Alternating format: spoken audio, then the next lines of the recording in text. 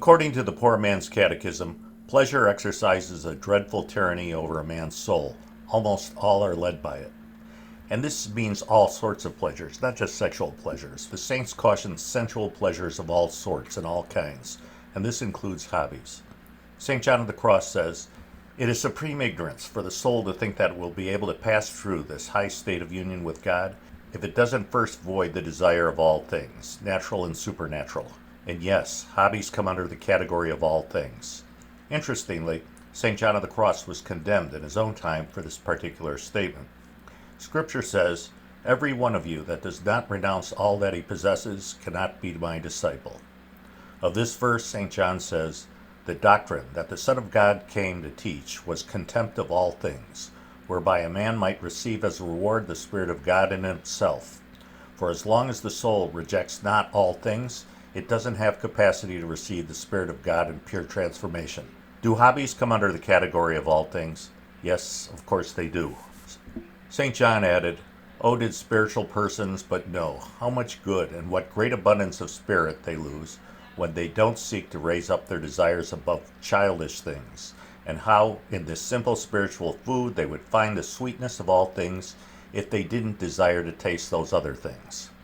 And of course, this includes hobbies. In fact, the original definition of a hobby was a childish pursuit. He that will love some other thing together with God, of certainty makes little account of God, for he weighs in the balance against God that which, as we have said, is at the greatest possible distance from God.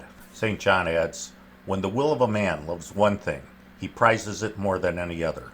Although some other thing might be much better, he takes less pleasure in that better thing. And if he wishes to enjoy both, he will neglect the most important thing, because he makes an equality between those things. Therefore, since there is nothing that equals God, the soul that loves some other thing together with God, or clings to it, as one does with a hobby, does God a grievous wrong." Kempis seems to agree. "Reckon as altogether vain whatever consolation comes to you from a creature.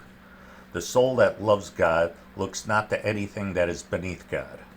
Before ascending to the summit of the mount, a soul must have done these things perfectly.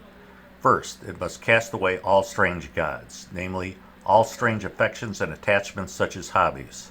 Secondly, it must purify itself of the remnants which the desires aforementioned have left in the soul, by means of the dark night of the sense whereof which we are speaking, habitually denying them and repenting itself of them. St. John of the Cross tells us that when we do these things and stop wasting our time on our hobbies and our desires for all other sorts of creatures as well, God will change for it, meeting the soul from the old to the new, by giving it a new understanding of God in God, the old human understanding being cast aside, and a new love of God in God, the will being now stripped of all old desires and human pleasures, and the soul being brought into a new state of knowledge and profound delight, all other images and forms of knowledge having been cast away, and all that belongs to the old man.